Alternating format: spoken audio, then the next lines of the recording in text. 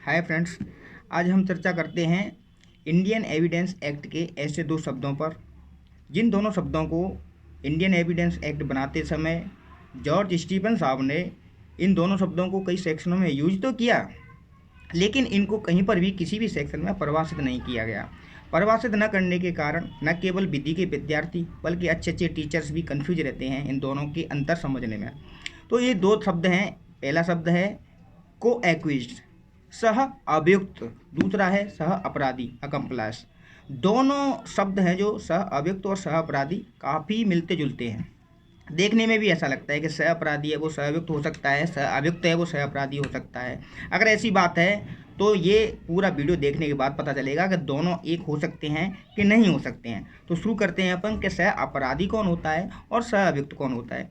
अब बात करें सेक्शन की तो सह अभियुक्त की बात करता है सेक्शन 30। सेक्शन 30 सह अभियुक्त की बात कैसे करता है कि वो संस्वीकृति से संबंधित है। सेक्शन आपको पता है, कोई सह अपराधी किसी अभियुक्त के विरुद्ध और अपने विरुद्ध जिसका ट्रायल उसके साथ ही चल रहा है, संयुक्त विचारण हो रहा है और वो कन्फेस करता है, तो ऐसा कन्फेशन उसके और उस अभियुक्त दोनों के विरुद्ध क्या विचार में लिया जा सकता है। ये सेक्शन 30 बताता है अपन को।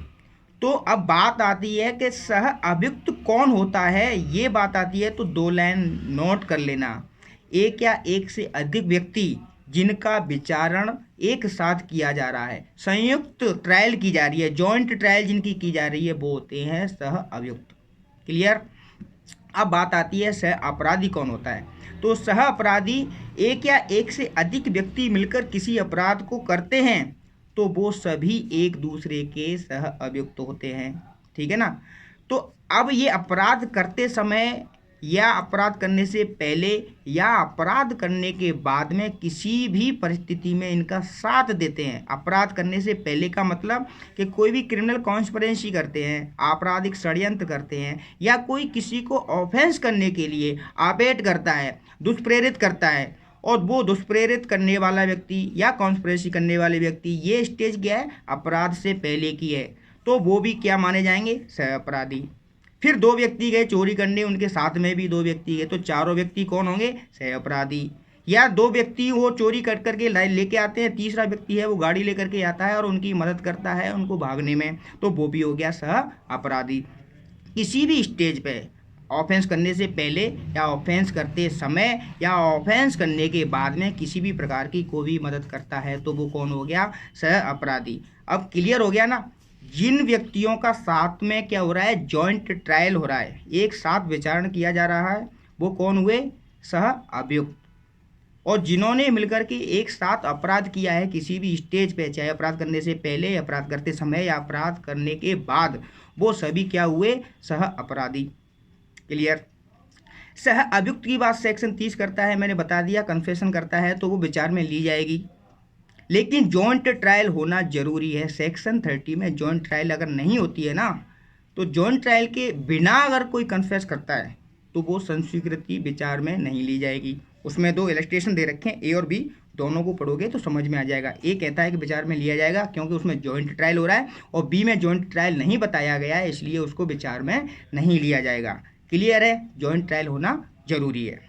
तो सह अभियुक्त हो गया, जॉइंट ट्रायल जिनकी साथ साथ हो रही है। सह अपराधी जिन्होंने साथ मिलकर के अपराध किया है। अब दोनों सेक्शनों की वैल्यू कि इसको एविडेंस में किस स्टेज पे क्या वैल्यू दी जाती है, किसके साक्ष्य को अच्छा माना जाता है, ग्राह्य माना जाता है, और कौन से साक्ष्य को ग्राह्य नहीं माना जाता है, दोनों का अंतर समझाता हूँ। सेक्शन 30 में जो कन्फेस किया जा रहा है, आपको पता है कन्फेस जो होता है वो ऑन ओथ नहीं होता है, ऑन ओथ नहीं होता है। तो सेक्शन 30 में जो सह अभियुक्त द्वारा संस्वीकृति की जा रही है उसका साक्ष्य की वैल्यू है ना, वो बहुत कमजोर किस्म का साक्ष्य माना जाता है। ठीक है। सेक्शन 133 क्या कहता है, सह अपराधी है वो सह अपराधी एक कॉम्पिटेंट विटनेस भी माना जा सकता है, और कॉम्पिटेंट विटनेस होता भी है कई परिस्थितियों में। जब एक शब्द आता है अप्रूवर, आपने सुना होगा, जब कहीं पर भी कई अपराधी मिलकर के अपराध करते हैं और कोई साक्ष्य नहीं मिलता है, या कई अपराधी मिलकर के अपराध करते हैं, उनमें से दो एक अपराधी हैं वो फरार रहते हैं, पकड़ में नहीं आ पाते हैं, तो उनमें से किसी एक साथी को अप्रूवर बना दिया जाता है। अप्रूवर मीन्स सरकारी गवाह, इकबालिया साक्षी बोलते हैं जिनको, सरकारी गवाह भी बोल सकते हैं। तो उसको सेक्शन 306, 7, 8 का वो प्रोविजन आपने पढ़े होंगे सीआरपीसी में, टेंडर और पार्डन का। तो उसको क्षमादान देने की शर्तों के आधार पर उसको सरकारी गवाह बनाया जाता है और उन शर्तों को वो मान लेता है तो उसको क्षमादान दे दिया जाता है। और ये कहा जाता है कि जो भी घटना घटित हुई है या साक्षियों के मतलब क्या बोलते हैं अपराधियों के बारे में, जो तुम्हारे साथी लोग हैं उनके बारे में बिल्कुल सही सही जानकारी हमें बता दो तो आपको दोष मुक्त भी किया जा सकता है। तो ये कौन हुआ? सह अपराधी। और सह अपराधी का जो साक्ष्य है वो एक क्या है, मजबूत किस्म का साक्ष्य माना जाता है। लेकिन क्या कि 114 एविडेंस एक्ट का जो सेक्शन है ना, 114 क्या कहता है, 114 का सेक्शन बी है कि जो 133 में सह अपराधी साक्ष्य दिया जा रहा है ना, कॉम्पिटेंट विटनेस इसको मान रहे हैं, उसका थोड़ा सा कॉर्पोरेशन कर लो। क्योंकि जो व्यक्ति अपने साथियों को धोखा दे सकता है वो जरूरी थोड़ी है कि सरकार के साथ में बहुत ही ईमानदारी से पेश आए। सरकार से भी झूठ बोल सकता है, कोर्ट के सामने भी झूठ बोल सकता है, पुलिस वालों से भी झूठ बोल सकता है, अपने आप को बचा सकता है, साथियों को बचा सकता है। इसलिए केवल उसके साक्ष्य के आधार पर बाकी लोगों को कन्विक्ट करना ये सही बात नहीं है, उसका कॉर्पोरेशन कर लेना चाहिए। तो उसकी साक्ष्य का अगर 114 बी के अनुसार कॉर्पोरेशन हो जाता है तो उसकी साक्ष्य मजबूत साक्ष्य हो जाती है और उसके आधार पे क्या है, उसके साथी लोगों को कन्विक्ट किया जा सकता है। और उसको अगर शर्तों को उसने मान लिया है तो उसको टेंडर पार्डन भी दिया जा सकता है, क्षमादान भी दिया जा सकता है, 306, 7, 8 का प्रोसीजर फॉलो किया जाएगा। पहली बात। दूसरी बात है, अगर इनमें अंतर पूछ लिया जाए, जैसे एडीजे का एग्जाम होता है, आरजेएस का होता है, अदर मतलब स्टेट के जो जुडिशियल एग्जाम होते हैं उनमें क्या है, अंतर के क्वेश्चन खूब पूछे जाते हैं। को एक्विज्ड में अकम्प्लाइज में अंतर क्या है, इस तरीके से पूछ लिया जाए तो ये आपको कहीं किसी भी बुक में भी नहीं मिलेगा, इंडियन एविडेंस एक्ट में भी नहीं मिलेगा। केवल समझा दिया गया, लेकिन अंतर जिस तरीके से लिखना होता है अपन को वो अंतर नहीं समझाए हैं। 1 बाई 1 जो पॉइंट वाइज अंतर लिखने होते हैं अपन को, उस तरीके से अगर लिखना है तो क्या है, किस तरीके से लिखेंगे अपन को, तो वो भी एक बार देख लें।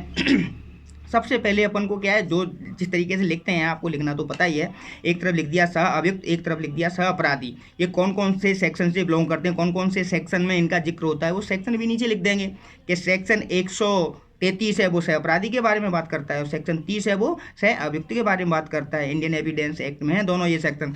उसके बाद में कि सह अभियुक्त का जो साक्ष्य दिया जाता है ना, उसके द्वारा जो संस्कृति की जाती है वो ऑन ओथ नहीं होती है, इसीलिए उसका क्या है, साक्ष्य की वैल्यू बिल्कुल कमजोर किस्म का साक्ष्य माना जाता है। और इधर क्योंकि जो सह अपराधी है उसका जो साक्ष्य लिया जाता है वो ऑन ओथ पे लिया जाता है और उसका क्रॉस भी होता है, इसलिए इसकी साक्ष्य की वैल्यू है ना वो मजबूत किस्म का साक्ष्य माना जाता है। लेकिन एक शर्त है कि 114 बी का जो दृष्टांत बोलता है ना बी, उसके अनुसार उसका कॉर्पोरेशन हो जाना चाहिए, तो वो क्या है, एक मजबूत साक्ष्य बन जाता है। उसके आधार पर किसी भी उसके जो साथी अपराधी हैं उनको कन्विक्ट किया जा सकता है।